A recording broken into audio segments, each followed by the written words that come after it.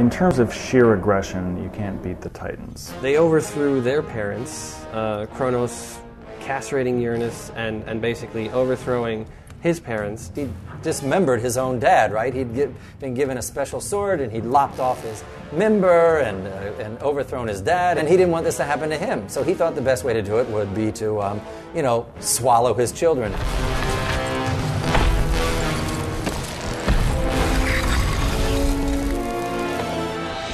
He eats all of his kids. Zeus gets pissed off, decides he's going to overthrow him. This is the battle between the Olympians and the Titans. And this battle was, in mythological terms, basically World War I. The battle ebbs and flows, and the gods get the upper hand at one point, and the Titans have the upper hand at the other. The entire earth was shaking. Mountains were being torn up and thrown at each other. However, the Olympians were lucky because they had some secret weapons. Zeus was given possession of the lightning and the lightning bolts. And because they had the technology, the Olympians were able to crush the Titans. The Titans weren't killed, they were just kind of banished, so they always kind of stuck around, brooding and being very angry. They're still down there. They're still down there rumbling in the basement, and there was always a possibility that they could once again rise up.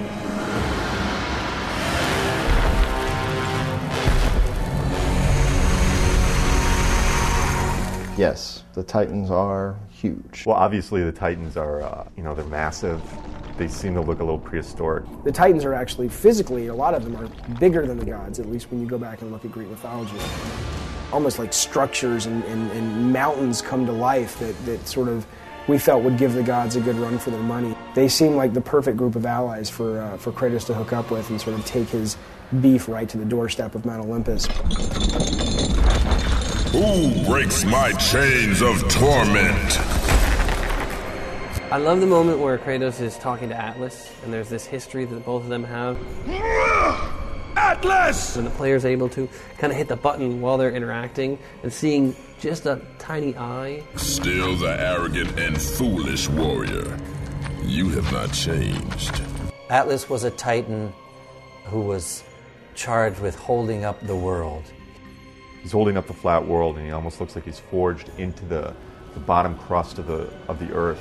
You dare show your face to me after what you have done? I was a little concerned when Corey said, I want to use Michael Clark Duncan for Atlas, because his voice is so distinct that I was just like, it's Michael Clark Duncan. I'm glad I held my tongue and let Corey kind of go with his gut, because he's one of my favorite characters. Prometheus is this interesting character because he sacrifices himself for the sake of mortals. First, he's a Titan, and he assists Zeus in overthrowing the fellow Titans, but then he gets on the bad side of Zeus when he steals the fire from the gods to warm these mortal creatures. Because of that, Prometheus was bound to the top of a mountain and forced to have his liver eaten out by a giant eagle.